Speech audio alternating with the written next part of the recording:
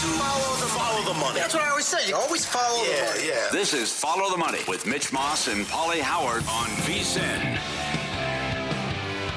Welcome in. Thanks for watching today on YouTube TV, listening on Sirius XM channel 158, iHeartRadio, TuneIn Radio, or any of our great affiliates across the country. Coming up in this hour, we are going to get into tonight's betting card, Thursday Night Football, and a smaller card in the NBA, but a bet that I definitely like on the card and our best bets for tonight as well. Here, this is going to be a really fun segment or two as JR Starkus joins the program. It's been a minute since you joined us here, but JR is with Southern Glacier Wine and Spirits here locally, Director of Business Development and New Accounts.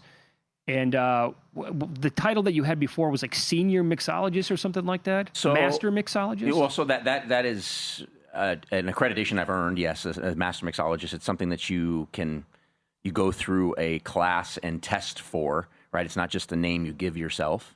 So, yes, I'm one of 13 in the United States certified. One of 13 in the entire country. Yeah. And you are going to make a drink, probably next segment here, correct, that you made for the first time last week, but you're convinced that if people are going to make this at their Thanksgiving Day meals next week, the people attending will be blown away by it. For sure. I mean, everybody is busy doing all kinds of cooking and whatnot on Thanksgiving. And there's no question that booze is going to be flowing, right? And if you have guests coming to the house, or even if you just want to do something nice for yourself, this is an easy drink. Now, it is a little involved, and I mean that from the standpoint of like you have to prep a little bit. Nothing is difficult that I'll teach you how to make, right? Okay. But the result is fantastic, and your friends will be blown away because they'll ask you, what the heck did you just do? How did you make that? And really, you just need a little bit of forethought, but I'm doing, the drink is an old-fashioned, right? So everybody knows that drink. So if you like an old-fashioned, you're probably going to like this drink. But the whiskey, I used Wild Turkey Rye. It's fat-washed, butter fat-washed. Chances are you're going to have butter in the house for the next week, right? Especially with Thanksgiving coming. And then the other ingredient I made was a house-made cranberry syrup. That's nothing more than cranberries, sugar, and water. And then if you want to throw in some oranges or ginger or rosemary, we can talk about that too. Some bitters, and that's really it. It's a simple drink, but you are absolutely taking it to the next level, theming it out for the holiday, and you're going to impress your friends and your relatives when they come to the house. No question. Love it. And none of this stuff goes bad, which is even better. So if you don't finish everything, drink it later. Perfect. It's fine. So you've been in this business for a long, long time. Where does Thanksgiving week, Thanksgiving Day rank compared to tipping him back, getting schnockered, liquor sales overall, compared to like other times of the year, other busy holidays? So you know what's funny is the actual drinking holiday, and you may know this, isn't Thanksgiving itself. It's the night before Thanksgiving. Right. Is it rival New Year's? Yes. It does. It's incredible. Yes. Wow. Yes. It's wild. And like I never would have thought about that before and expected it, but it is absolutely true. And I think what's different is that, like, on New Year's Eve, you people boozing it up and stuff, but it's a lot of champagne and stuff like that. This is a drinking holiday. Like, this is like a drinking holiday. Sure, there'll be champagne and wine, but people are, like, ripping shots, doing cocktails, all kinds of stuff, and it starts the night before Thanksgiving. It starts that Wednesday. What is it? Because I can sleep in, and I don't want to. I really don't want to see my family. Is that what it is? Is a little bit of that? I mean, or dreading seeing it? No, I think it's they're actually celebrating with family that it's coming to town and the friends that are coming to town. You know what it is? It's because people go back to their homes. Yes. So, I mean, and that's like it's maybe bigger than obviously it's right there with Christmas, but then they're all there on the Wednesday night and they're like, well, what are we going to do tonight? Well, why don't we go see our friends that we haven't seen since last year or in the last 3 or 5 years, whatever it's been. Yeah. And then it's tomorrow we just kick back, the family will make food and I can be hungover, no problem. Which, I would just say, like, my one warning would be if you're going out with your friends that night, like, geez, be careful because there's definitely some idiots on the street that night. So be careful. But yeah, it's a great holiday to go out and drink with your friends and go visit the old bar you haven't visited in a while, or go to a place you haven't seen, or just catch up with buddies and not stay at the house, because we know that on Thanksgiving Day, between football and cooking and everything, you're gonna be in the house for the most part of the day. So the night before Thanksgiving is definitely a big drinking holiday. Also, I would think that Thanksgiving itself is not necessarily a big beer day. To your point, it's going to be more about cocktails and drinks and shots, whatever else, because you're eating food and you're just sitting there watching the games the entire time. And how do you want to drink 12 beers and have all that food? I can't do it. There's no way I can do that. For me, same thing. Like, that's a day where you don't want to be full when dinner comes, right? You're just going to splurge. And beer will definitely fill you up. Like, at least it does me. I'm sure there's somebody out there that'll say, it doesn't do that to me, JR. But yeah, it'll fill you up. And so it is not as big of a beer holiday as other holidays, maybe in the summer, 4th of July, stuff like that. Where people drink beer, at least for me, in my profession, and where beer comes into play, it almost comes into play as a palate cleanser. So when you're doing wine, or if you have tequila or whiskey or whatever, sometimes you need a change of pace, and beer offers that like palate cleanser change of pace where something light, I'm not talking a heavy IPA, something like, a Corona or, a light beer of some sort to just clean the palate. Is great, and you don't even necessarily need to finish the whole thing. Like just a few sips, clean the palate, and then start over on a new drink or with food. We haven't seen you for a while, so you're saying like 4th of July, Labor Day, the best thing to do, the easy way out is beer. So beer definitely, and then there's if you frequent the liquor store, you've seen this category. We refer to them as RTDs, ready to drinks, or people call them ready to serve, RTS. And basically, they're cocktails in a can or a bottle that you can just keep cold, pop it, and drink it, or put it over ice. If you would have asked me, or if I would have mentioned RTDs 5 years ago, I would have told you stay clear because they're trash. Nowadays, there are so many great RTDs that rival a drink that you can make for yourself at home. Okay. Interesting. I'm aware of that. And they're becoming creative. Right? It's not just a basic drink anymore. There's a company out there that I enjoy. I think they do a great job. It's called On the Rocks, referred to as OTR. They make lemon drops, espresso martinis, daiquiris, pineapple and jalapeno margaritas, like all kinds of wild stuff. And it's wonderful to see that, and they're actually quite good, right? Which is nice. 5 years ago, I would have told you steer away from all of them. They're not good. And now they're fantastic. So you're on Instagram at JR Makes Drinks. Yep. On X at JR Starkus, Starkus. Every time that you come on the show, people are like, okay, I made the last one that he gave out, and it was phenomenal. People were blown away by it. This is Speed to Burn says that he reached out to you on Breeders' Cup weekend for a drink made with champagne. You gave him the recipe, knocked it out of the park. Awesome. This is from Chris on X. Yeah, forgot about this angle. With Wednesday night before Thanksgiving being the big drinking night, a lot of it college kids coming home. Yes. And they get all together again. Yes. And then they just they crush it for a full evening. Yes, for sure. What advice do you have to people, bartenders and people in the industry? For Wednesday night and this time of year. Like if they're working or if they're off? If they're working. So if you're bartending any bar, right? Chances are you probably know because either you've worked the bar before or your managers have told you how to prep. The best way to make your shift successful is to just make sure that you're set up for success. Too many people show up and they think, oh, it's a Wednesday night, right? Mm-hmm. And you're going to get crushed. So, but if you don't have enough juice or simple syrup or garnishes cut or backstock, right? Your night is going to be an absolute nightmare because you're just going to be chasing your tail all night. You have to be prepared. And that goes for the managers and the people who are ordering product as well. At Southern, we're telling people like, hey, for us here at F1, we have F1 here this week. Yeah. So we're telling people as of last week, guys, you need to order up. You have F1, and then you have the holiday right behind it. Don't get caught with your pants down, not having enough stuff. Like you want to be able to sell booze, so be prepared. Most people heed our advice, thank goodness. But there are some that don't, and then they're freaking out. Yeah, think about this stretch. The Cowboys were in town Monday night. Yes. Their fans overtook the entire city. Yep. F1 this weekend. I totally forgot about it. I can't even imagine what it's like for how many places are you consulting for? Are you guys like making sure that they're on the up and up? They might have a new menu to offer this weekend because the people that come to town this weekend are loaded to the gills with money. And it depends where you stay. I mean, right. being a local as you are, people, there are two sides to this. There's half of the people that complain all day long about it, and then there's the other half. They're like, this is great. Like, yeah, it's a pain to get to work, but the end result is worth it, and I can deal with it for the month or so. Me personally, I'll steer clear this week of the Strip because I'm not going to go to the races. I'd rather watch them on TV, and the traffic is a nightmare because even right now, the Strip's closed for the trial runs, right, for practice. But there are plenty of people who will make a ton of money this week. Yeah. You know, it's great because they are loaded. What is the most expensive drink available to the public in Las Vegas that you're aware of right now? I know somebody who was recently at a speakeasy at the Bellagio and cocktails were $55.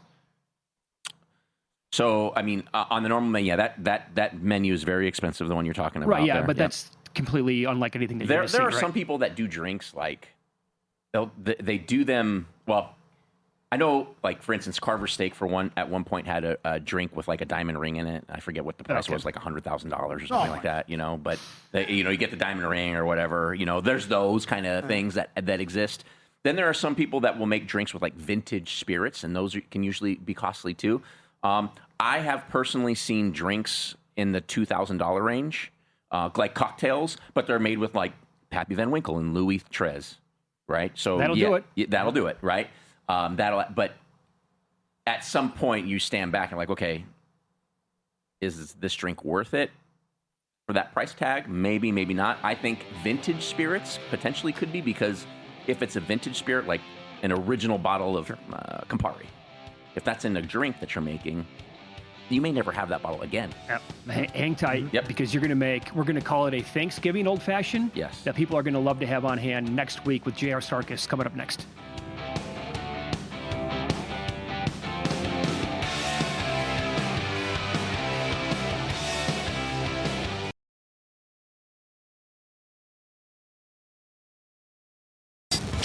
This is Follow the Money on VSiN.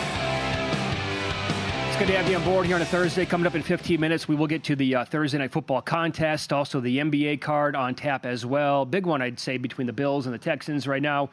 J.R. Starkus, we continue our conversation. He is Southern Glacier Wine and Spirits Director of Business Development and New Accounts, one of 13 master mixologists in the entire country. He's been on the show multiple times. Every time he makes a drink, like for a special occasion, people make it at their homes. They're like, oh my God, this is incredible. Thank you for doing this. And you are going to make right now, we'll just call it a Thanksgiving old fashioned. Yeah, okay. yeah. So the first ingredient here is this wild turkey rye. Now, if you're familiar with what wild turkey rye looks like, you're going to look at that and say, wow, Jared, that doesn't look very dark. Maybe it's the camera, but no, it doesn't. So this is fat washed, infused with butter. Okay, it's very easy to do, but you need overnight to do it. So you're going to take 2 sticks of butter for a liter of whiskey, melt them in the microwave. 2 blasts of 30 seconds melts the butter. And put the butter and the whiskey together. I put it in like a ball jar and shake it and let it sit there at room temperature. Now, it's going to like get foamy and look really, really ugly, which is exactly what you want it to do. Okay? Repeatedly shake it through the course, not, every once in a while you walk by it, shake it. At the next morning, when you're done, or the next day, after about 24 hours, take that ball jar and just throw it in the freezer for like 3 to 4 hours. So how much butter, how much whiskey? 2 sticks of butter, 1 full liter of whiskey.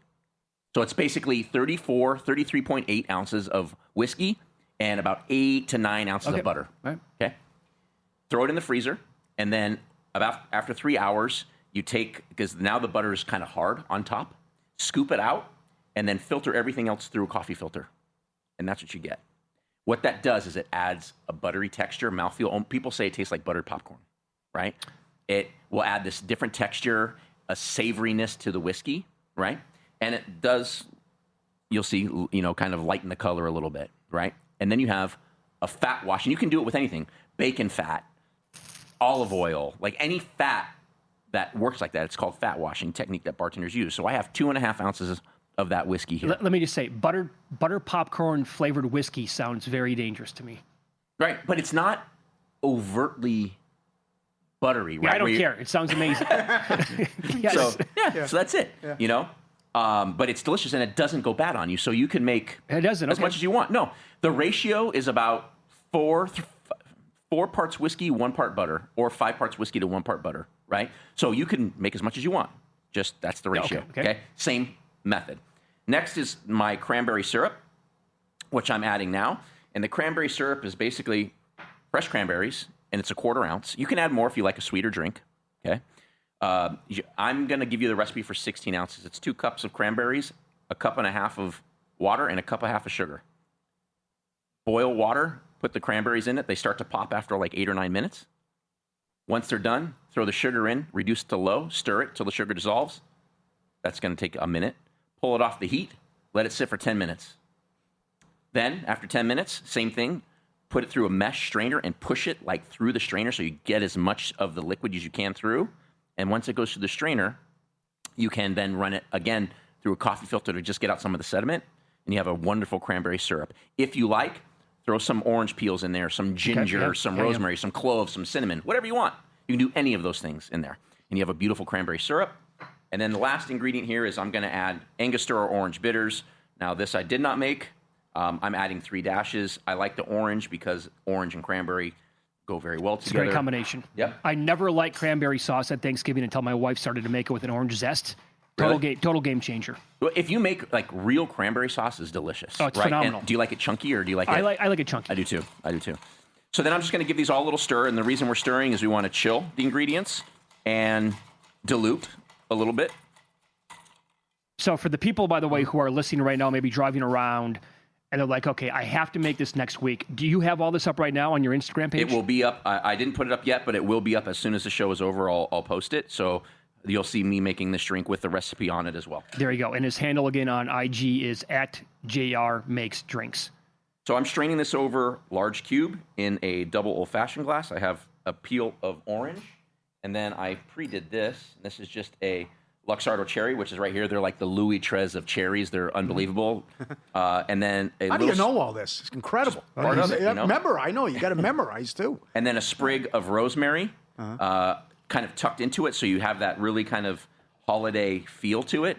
It's a great way to enjoy an old fashioned. Like I said, add more whiskey, add less whiskey, right? If it's too strong, or add more syrup if you so desire.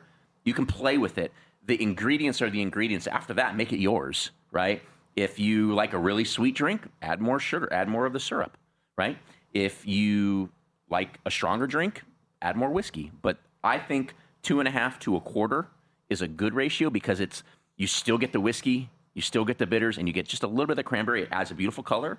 And with the rosemary and the garnish, it just makes a festive, and it's easy. None of these ingredients are expensive. Mm-hmm. They all last for basically ever. So you can, if you have leftovers, make it again for Christmas. It's really that simple. Sure. Yeah, honestly, it's delicious. Amazing job. And that's all there is to it. That's it. That's the drink. I mean, it's as simple as that. It's wow. And it'll be something that you can drink basically all throughout the course of the day, without, now you're going to get drunk. Well, if you, right? moderation. But you're not going to get full like you would on the beer. There you go. Right? So you'll be able to enjoy your meal later. There you go. And you made it for the first time for my wife last week, or earlier this week, actually, because I was making all the ingredients. Oh, yeah. Right? Oh, yeah. Yeah, the real deal. A+. Yeah.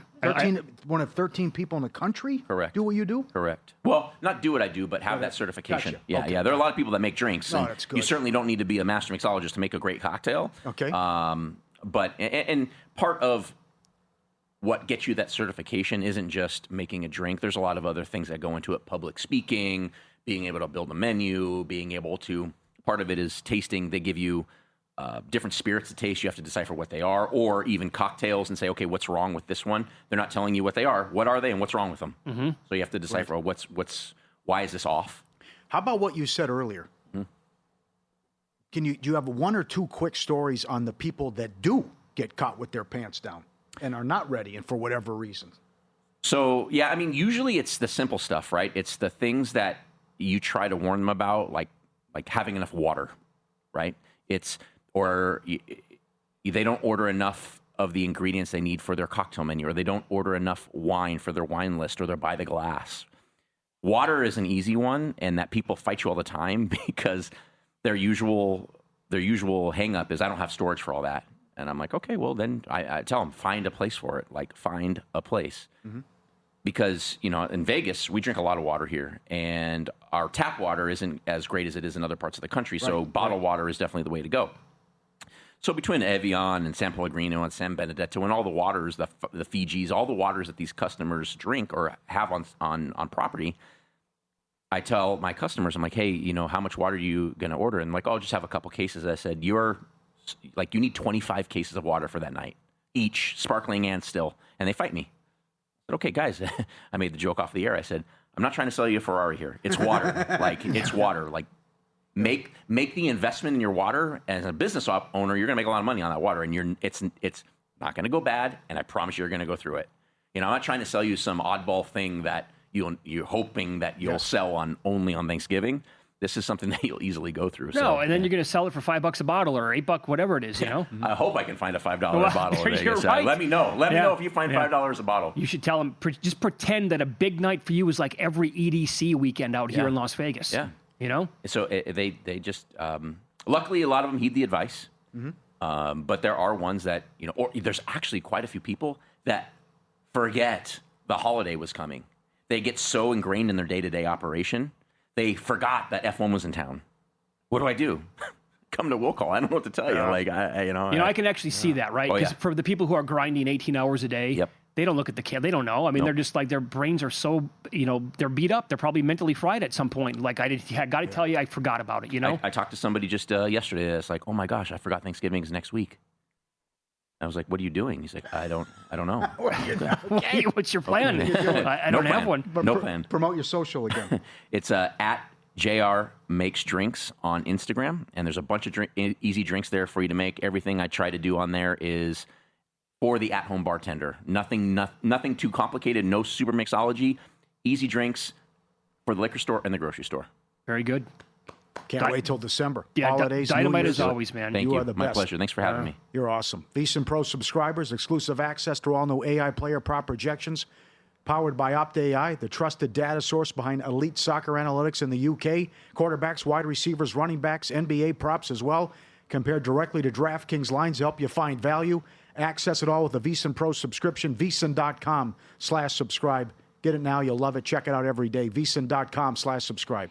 Coming up next, I think the wrong team might be favored tonight in one of the games on the betting board, and we have confirmation, by the way, why CeeDee Lamb and George Pickens were not on the field for the Cowboys' first drive of the game last Monday night. Vegas, man. Vegas.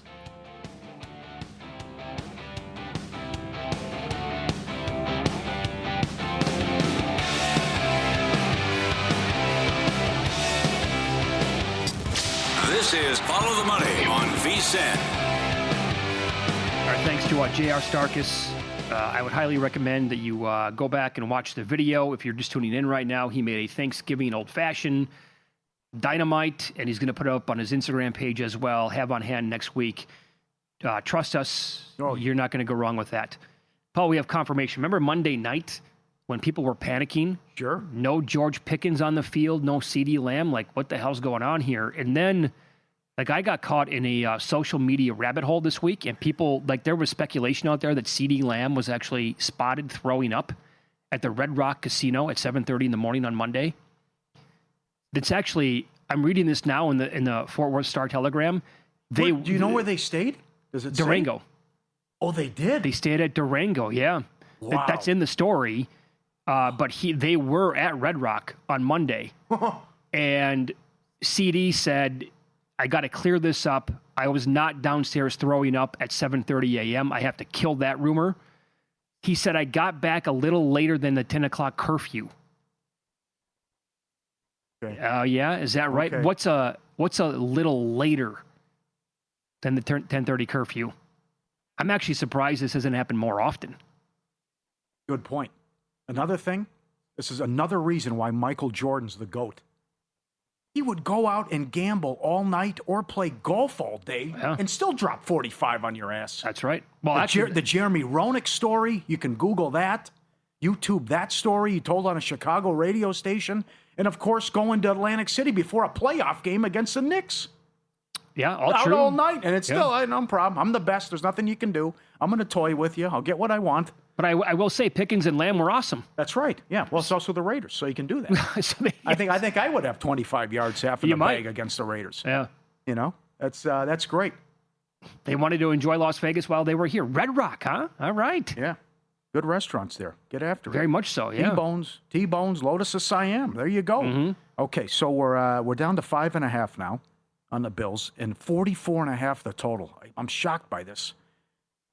You're talking about a Texans defense that gives up 16 points per game. Yeah. Now you got Buffalo coming in, and I agree with the game plan here that it's got to be play keep away, control the clock. We got injuries on defense. Coleman's benched again. Samuel's hurt.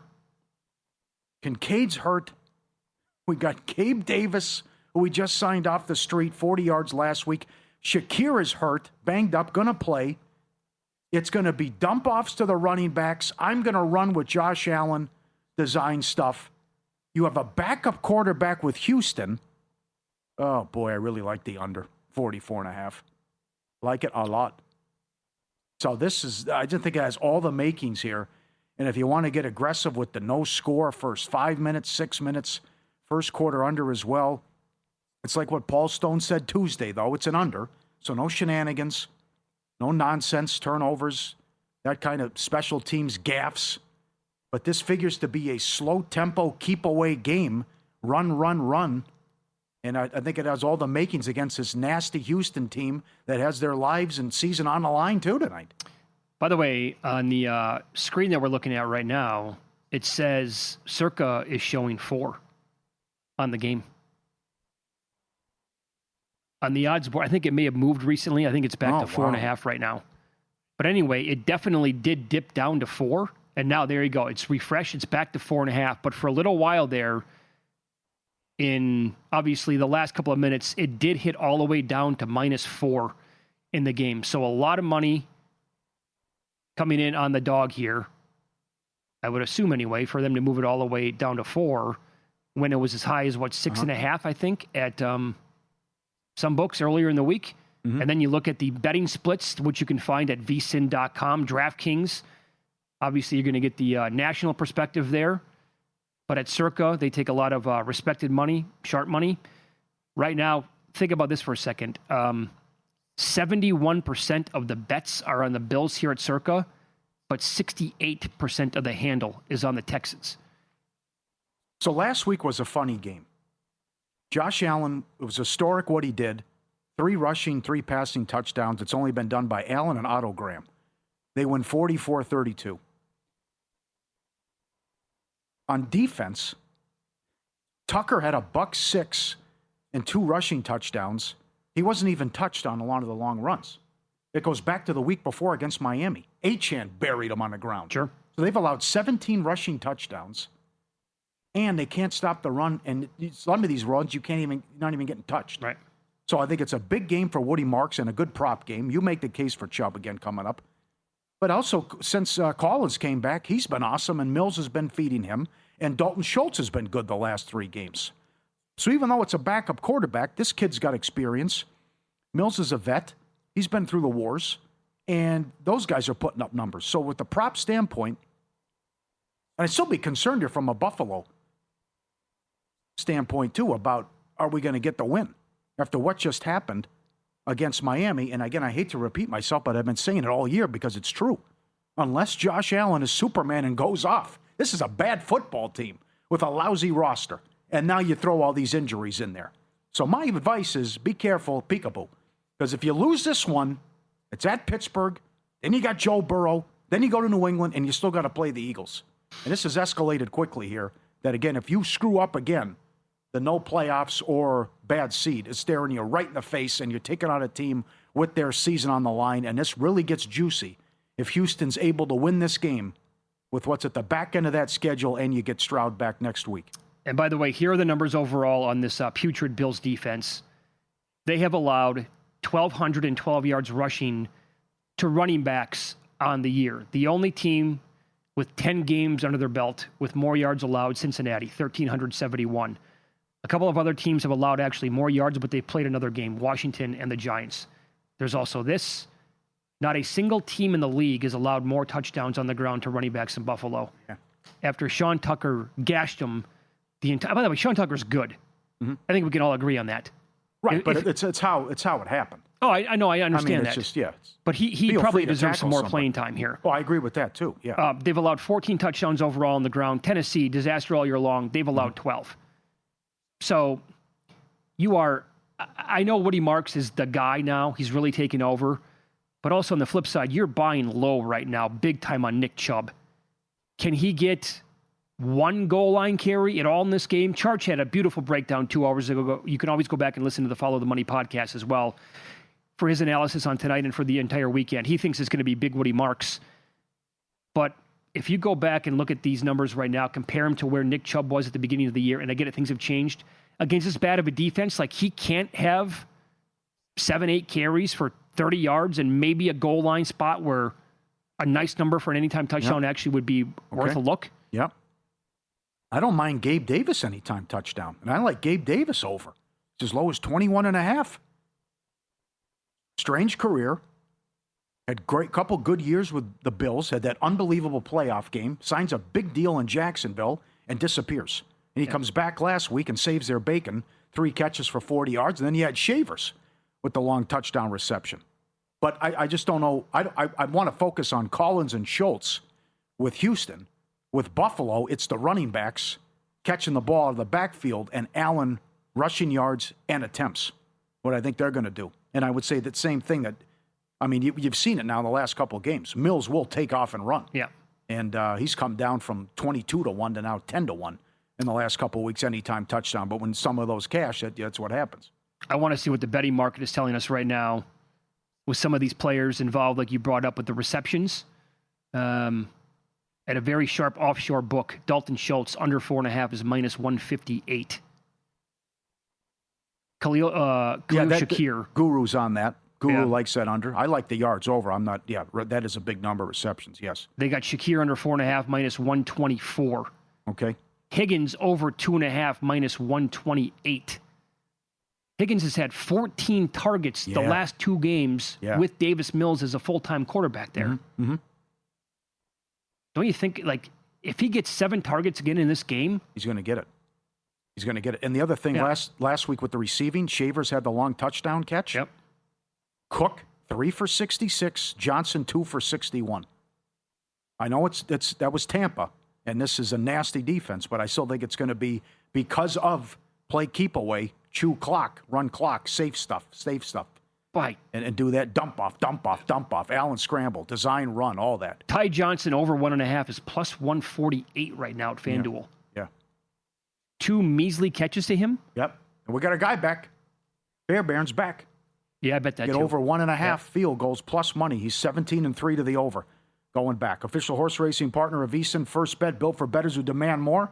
It isn't about placing a bet. It's about helping bettors of all levels with handicapping tools that provide data-driven insights to help you make smarter bets. Their in-app tools give you a win, place, show probabilities for each runner. You can quickly and easily identify good value plays and improve your ROI. And take advantage of a limited time $250 sign-up offer. To claim your bonus, promo code VSiN250. Sign up in the First Bet app or at firstbet.com. Promo code VSiN250. All right, our best bets coming up next, including the game in the NBA where I think the wrong team is favored here on Follow the Money. It's VSiN, the Sports Betting Network.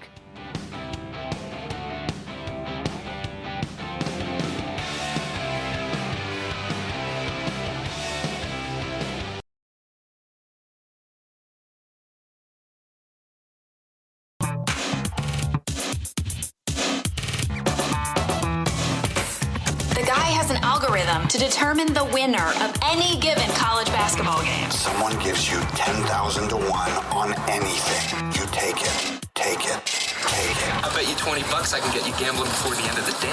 No way. I'll give you 3-1 odds. Nope. 5-1. Nope. 10-1. You're on. All right, apologize. Couple bad reads last night in the Maction.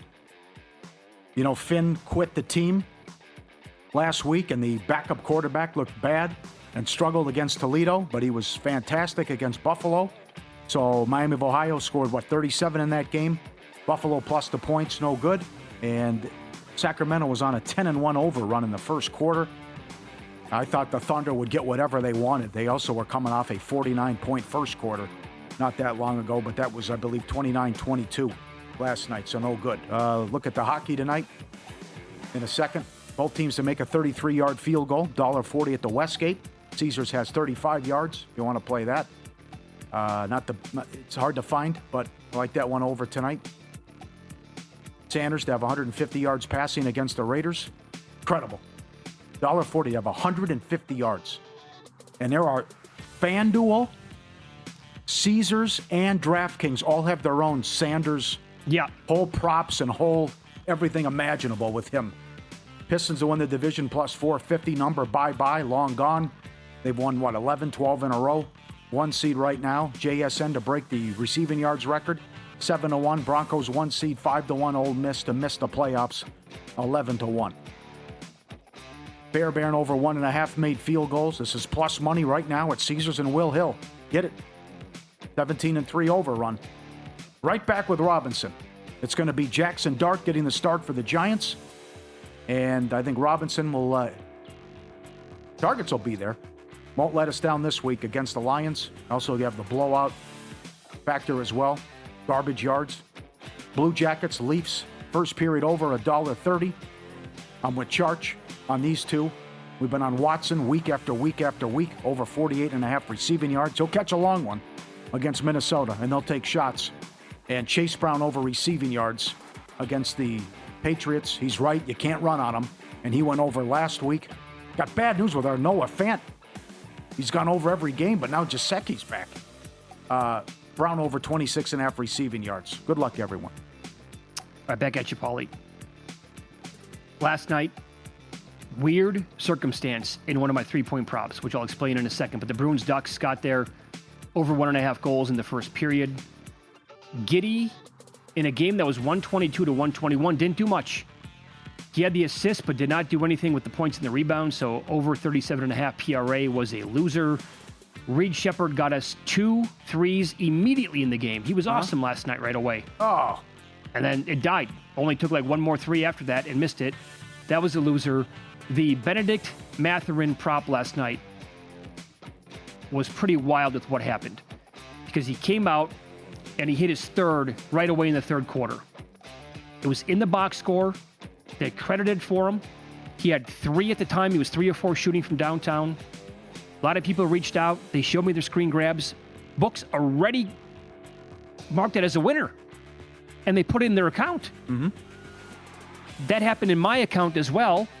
It was there last night, there this morning. I haven't checked since. I'm a little afraid to go back and look to see if it's still a winner. Yeah. He only made 2. They graded it as a winner because his foot was on the line when he made it.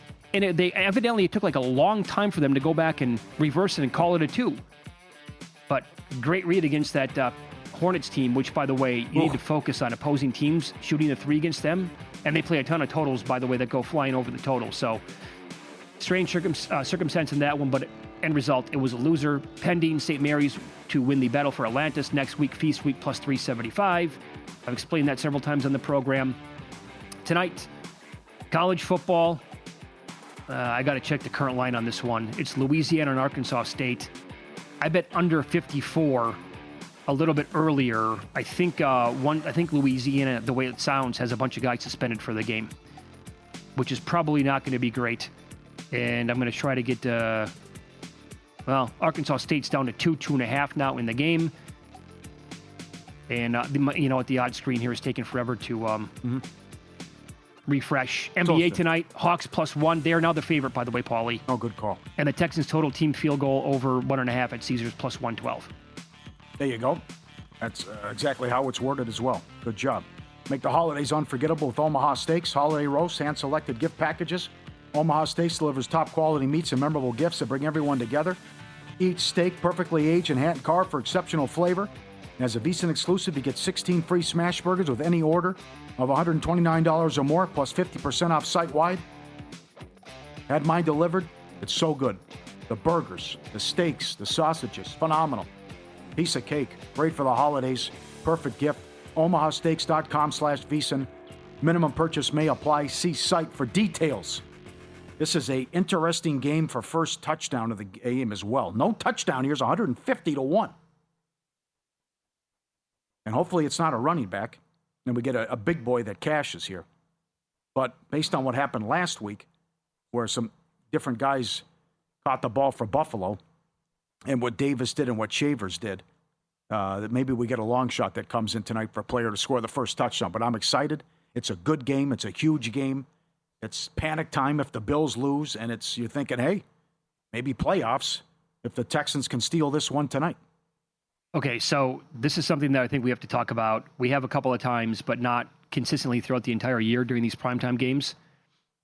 The first half, no touchdown, which you can't really find. You got to really search hard at some of these books to get down on it. And most, if not every book, will offer no touchdown for the full game, like you just said, at 150 to 1. I want to bet the no touchdown prop only for the first half. Yeah. I would take a decent number on this. Like, the angle there is that obviously the Bills offense is going up against one of the best units in the entire league. And on the flip side, I get how bad the Bills defense has been, but maybe it's clunky tonight with the Texans and Davis Mills. And we saw that offense kind of sputter and not do a lot against Tennessee last week. And again, I know Tennessee had some guys back on defense, including the great Jeffrey Simmons, but they were lucky to get out of there with a win. Yep. Which is what they had to have. So, I mean, if this game is 6-3 at halftime, I'm not going to be surprised at all. Look at some of these games we've had recently in primetime. The Eagles-Lions game, nothing happened in the first half. For the game, for the most part. Same thing the previous Monday night. God, I wish this game was outside. It is coming down sideways in that part of the country.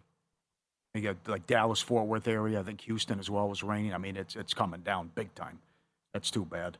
We're due for a couple weather games, or at least sloppy conditions. But I'm not going to put you off that.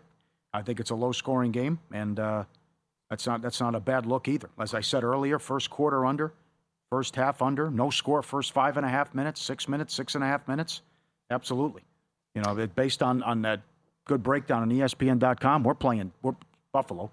We're playing the takeaway. We got guys hurt on defense. We'll run with Allen. We'll throw it to Johnson. We'll throw it to Cook, and we'll try to chew clock here against so this is, I mean, what Buffalo team am I going to get? I mean, they lost to Atlanta. They lost to Miami. They should have get blown out by Baltimore.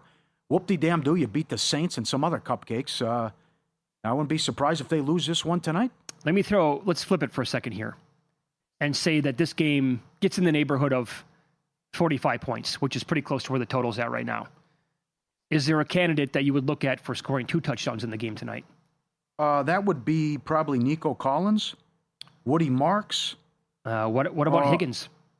I don't know. Well, 14 targets last 2 games. Yeah. And the reason why I'm asking is because Nico's 11, Higgins is 80 to 1. Wow. What's Schultz? 35 to 1. Okay. His targets have been there the last 3 How about weeks. this? Let's get nuts, have some guts. Gabe Davis? He's 80. Okay. How about Ty Johnson? Okay. 100 to 1 out of him. Yeah. Guru likes him over. Your whole thing about talking with, maybe going to keeping everything close to the line of scrimmage, and the backs are going to be involved that way.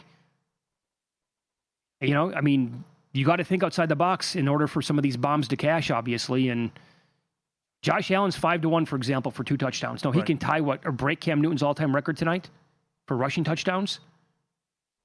He's also around, I think, even money to score 1. Well, now's the time to do it. He's got to take off now. He's also, I think I might bet that, for him to score 1. He's 3rd in the league this year, again, in rushing touchdowns. He hits double digits every single year.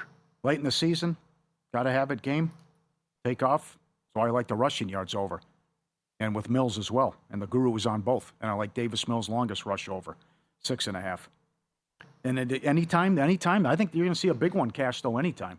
There's a lot of guys, a lot of candidates here. Backup tight ends, all this stuff. Yeah. Gabe Davis is like plus 450 anytime touchdown. He can get in there.